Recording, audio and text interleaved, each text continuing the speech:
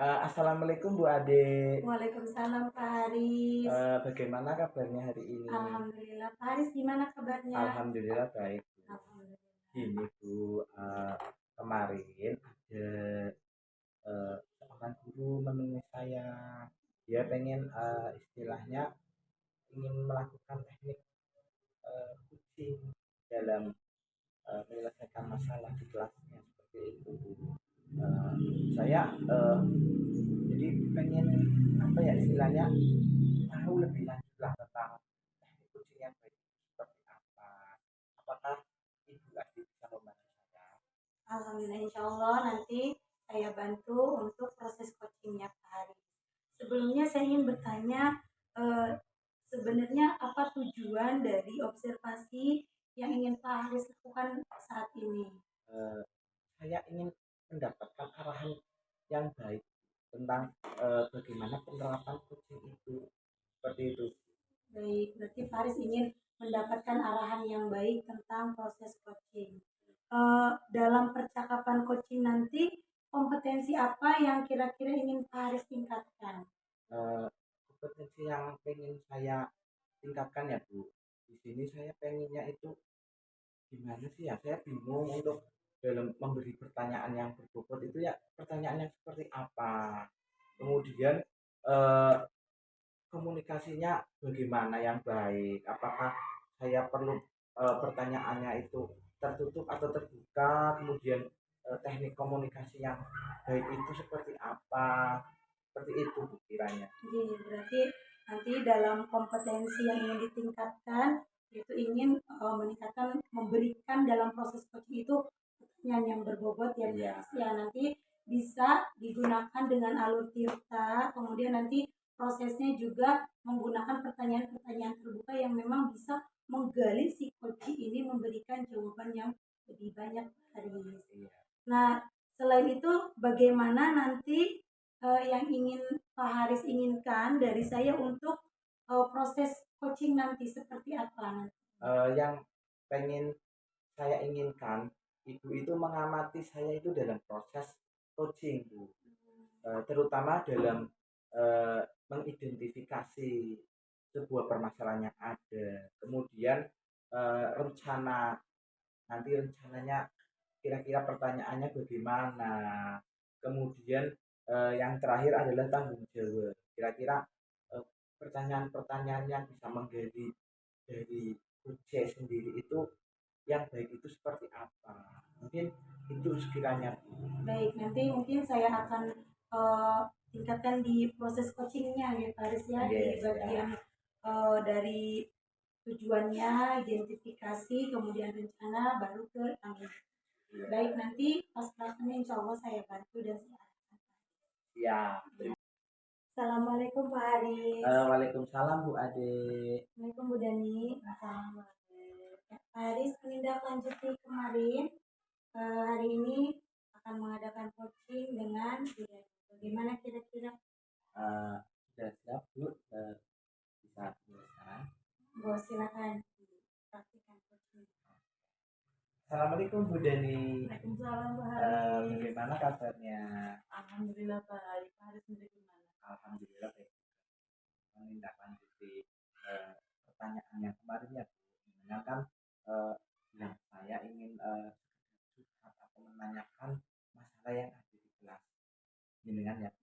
Tapi sebelum itu, sebelum kita berdiskusi lebih lanjut, saya akan menanyakan kira-kira di akhir percakapan kita nanti apa sih yang Ibu harapkan? Jadi saya itu ingin ada macam solusi ya Pak, yang agar anak yang tadi tidak fokus itu menjadi fokus dalam dan tidak mengganggu temannya lagi seperti itu Pak. Ya, jadi tadi ya intinya ada solusi lah untuk memecahkan masalah anak yang tidak fokus tadi ya. Oke, coba sekarang ceritakan secara detail kondisi yang dialami oleh anak tersebut. Bagaimana? Jadi anak tersebut tergolong anak yang pintar Pak Haris. Itu terlihat ketika saya menjelaskan itu dia mendengarkan. Contohnya ketika anak tersebut disuruh maju Pak, itu ke depan anggur bisa untuk apa atau mengerjakan ketika saya memberikan tugas individu itu di situ baru mulai anak itu apa ya Pak bercerita, dia tuh ngajak temannya untuk cerita masalah dia yang di rumah, maksudnya kejadian yang terjadi di rumah. Akhirnya kan mengganggu anak yang lain, no. Dan akhirnya ketika pas pembelajaran selesai, tugasnya belum selesai juga, Pak. Itu ya. Kemudian menurut Ibu, agar anak tersebut berkonsentrasi penuh mau mengerjakan kegiatan sampai selesai, kira-kira apa yang bisa Ibu lakukan atau solusi apa agar anak tersebut itu mau berkonsentrasi penuh? Menurut saya perlu mengintegrasikan pembelajaran ya, sosial emosional ya Pak, dalam pembelajaran saya, sehingga saya bisa apa ya menciptakan iklim positif atau budaya positif. Jadi Ibu berencana menerapkan eh, tadi ya pembelajaran sosial emosional ya Bu ya. Oke, menurut Ibu kompetensi sosial emosional seperti apa yang Ibu ingin terapkan dalam pembelajaran? Jadi saya ingin mengintegrasikan kemampuan emosional itu tentang kesadaran diri dan manajemen diri dalam pembelajaran daring. Itu yang ingin saya eh, tingkatkan namanya dalam saya integrasikan kedua itu. Oh iya. Tetapi kalau eh, boleh saya memberi saran ya Bu ya, mungkin pembelajarannya itu lebih interaktif lagi Bu. Mungkin dengan yang menarik juga dengan video, dengan tampilan-tampilan di layar itu mungkin bisa Bu. Tapi tadi rencananya Ibu ingin melakukan atau mempraktekkan pembelajaran sosial emosional ya Bu ya. Oke. Kira-kira menurut Ibu cara apa yang bisa digunakan untuk mengintegrasikan dua kompetensi tersebut? Jadi menurut saya ya Pak Aris, menurut saya yang bisa dilakukan untuk mengintegrasikan kompetensi sosial emosional ini yaitu untuk kompetensi kesadaran diri itu saya akan membuat roda emoji di depan kelas sebelum masuk itu di pintu akan saya bikin roda emoji sehingga nanti pas ketika anak masuk itu saya sudah tahu keadaan dalam keadaan emosi anak itu loh pas apa ya sedih apalagi keadaan marah apa senang seperti itu Pak. Jadi dengan rencananya mau membuat roda emosi Iya. lagi. Oke. Baik, menurut Ibu pada kompetensi sosial emosional yang kedua yaitu manajemen diri, apa yang bisa Ibu lakukan untuk membuat anak tersebut mampu memanajemen dirinya dengan baik? Jadi menurut saya gini pada awal pembelajaran itu saya akan memberikan waktu untuk berbagi cerita. Jadi anak nanti disuruh maju untuk berbagi cerita dengan waktu tujuan itu anak bisa menceritakan mungkin kejadian yang di rumah atau mungkin kemarin apa yang terjadi seperti itu sehingga nanti pas di kegiatan individu tugas individu itu anak tidak akan bercerita lagi kepada temannya sehingga kan tidak akan mengganggu berbagi cerita. Nah, tadi Ibu juga akan menerapkan penciptaan iklim positif ya Bu ya, dan budaya positif ya Bu. Bagaimana Ibu akan menerapkan? Jadi apa ya Pak Aris, itu kan sebenarnya sih saya sudah melakukan itu ya keyakinan. Nah, cuman sepertinya belum sepenuhnya apa ya efektif ya apa karena mungkin harus diulang-ulang ya karena anak kecil kan kalau diulang-ulang kan baru bisa paham gitu ya Pak. Kalau hari ini diingatkan, hari besok diingatkan lagi kan menjadi lebih paham gitu ya Pak.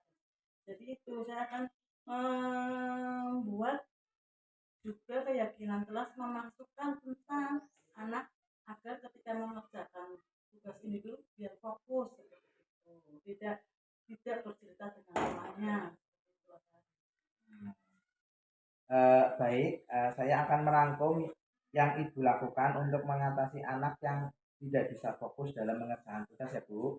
Tadi yang pertama dengan akan mengintegrasikan pembelajaran sosial emosional dalam pembelajaran dengan cara membuat papan emoji dan memberi kesempatan anak untuk bercerita di awal pembelajaran atau biasanya yang disebut berbagi cerita ya Bu. Yang kedua yaitu menciptakan iklim positif dan budaya positif dengan merevisi keyakinan kelas yang sudah ada dan menerapkan segitiga restitusi ya. Eh, di dalam dua cara tersebut, mana yang Ibu akan segera laksanakan? Jadi mungkin akan saya laksanakan bareng ya Pak, karena tidak membutuhkan waktu yang lama. Jadi saya lakukan bersama-sama. Kira-kira prioritasnya ada nggak Bu kira-kira dari dua tersebut? Semuanya prioritas Pak, karena dengan roda emosi ya itu saya jadi mengerti bagaimana perasaan anak ketika berangkat, dengan berbagi cerita juga saya jadi anak sehingga tidak akan bercerita lagi. Jadi semuanya memang harus berjalan bareng-bareng. Oke, baik. Menurut Ibu, siapa yang dapat membantu Ibu dalam melaksanakan langkah-langkah tersebut? Yang pastinya murid ya Pak, siswa tersebut. Terus yang kedua itu teman-teman sekelas Pak, teman guru sejarah belajar sekelas.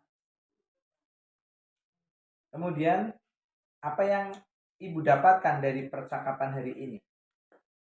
Jadi tadi untuk membuat anak fokus ya Pak, saya dalam mengerjakan tugas berarti saya membuat papan emoji, terus memberikan ruang ataupun waktu untuk berbagi cerita di awal pembelajaran sehingga anak tersebut tidak terpancing ataupun untuk bercerita dengan temannya seperti itu Pak.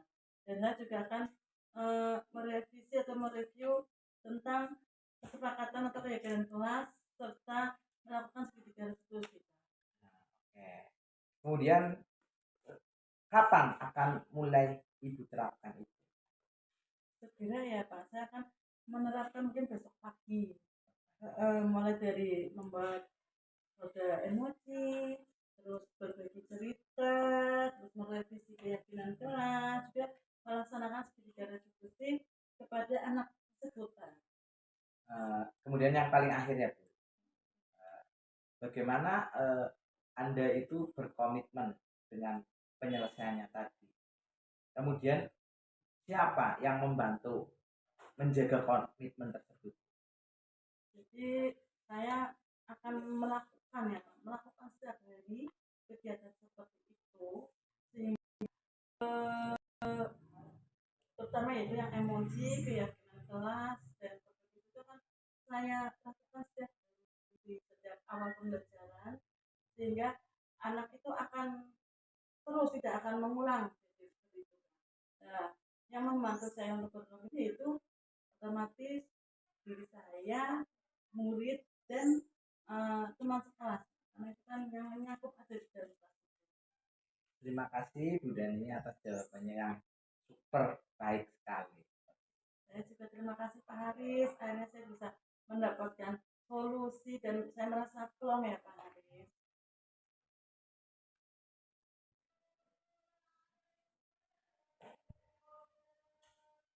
Selamat siang Pak Haris, Bu Dani. Selamat siang Bu Dani. Ya, terima kasih. Di sini alhamdulillah ya Pak Haris dan Bu Dani sudah melaksanakan praktik coaching dan pada kesempatan ini saya akan memberikan umpan balik ya terhadap praktik coaching yang sudah dilaksanakan Pak Haris terhadap Bu Dani. Nah, secara keseluruhan Pak Haris itu sudah bagus dalam mempraktikkan coaching dengan Bu Dani dengan menerapkan alur tirta yang ada. Tetapi sebelum melangkah ke tahap selanjutnya, saya ingin menanyakan beberapa pertanyaan untuk Pak Haris sebagai coach. Ya.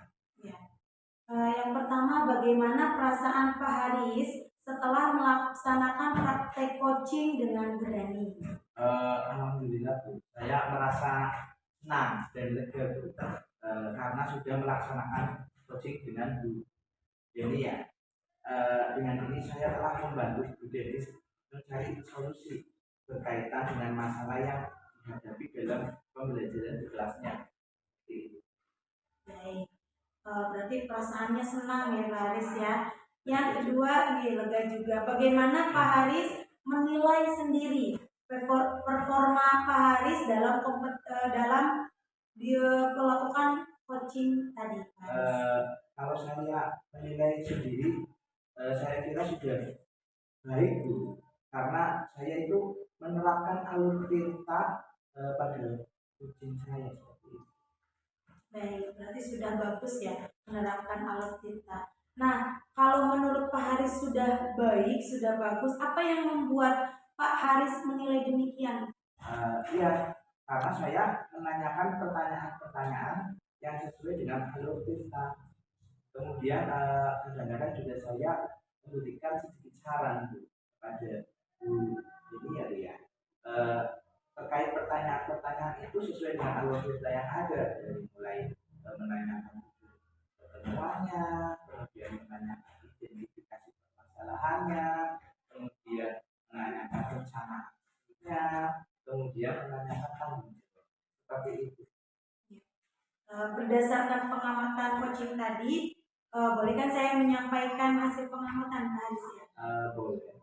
Baik, di sini saya mengamati pada saat Pak Haris itu menanyakan tujuan yang ingin dicapai pada saat praktik coaching, Pak Haris itu sudah melakukannya sangat baik sekali, sangat bagus, dan sudah sesuai dengan alur tirta. Dan dalam baiknya ini bahkan lebih tinggi dari standar yang biasa saya rujuk. Gitu. Bagaimana pendapat Bapak Haris mendengar berita ini? Alhamdulillah saya merasa senang. Terima kasih. Ya, baik Pak Haris. Namun demikian, saya juga melihat beberapa hal yang masih bisa dikembangkan oleh Pak Haris. Misalnya tadi saat memberikan pertanyaan-pertanyaan dalam rencana aksi Pak Haris. Di sini saya mengamati Bapak Haris sedikit memberikan pertanyaan atau kurang menggali lebih dalam yang sebetulnya kalau kita merujuk ke alur tirta itu masih bisa digali lebih dalam tentang rencana aksi yang ditanyakan kepada Bu Dani sesuai alur tirtanya. Misalkan yang pertama, bagaimana strategi yang selanjutnya yang Bu Dani miliki. Kemudian yang kedua, misalkan bagaimana jangka waktunya Bu Dani dalam mencapai tujuan tersebut. Jadi rencana-rencana aksinya itu belum digali begitu rinci oleh Pak Haris. Yang terakhir mungkin bagaimana cara mengantisipasi gangguan yang akan dilakukan oleh Bu Dani. Jadi mungkin itu saran saya Pak Haris untuk menggali lebih dalam tentang rencana. Bagaimana pendapat Pak Haris? Oh iya Bu, terima kasih atas saran atau umpan baliknya. Ya Bu, memang benar. Saya akan lebih mendalami lagi dalam menggali pertanyaan-pertanyaan terkait rencana aksi sesuai dengan alur tirta. Ya. Dari diskusi kita ini, apa yang sudah terbayangkan yang akan dilakukan Pak Haris nih untuk meningkatkan performa pada kedepannya nanti, Pak Haris?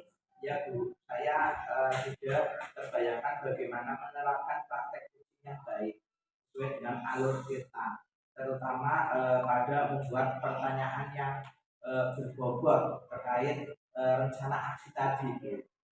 Seperti itu. Baik, Pak Haris.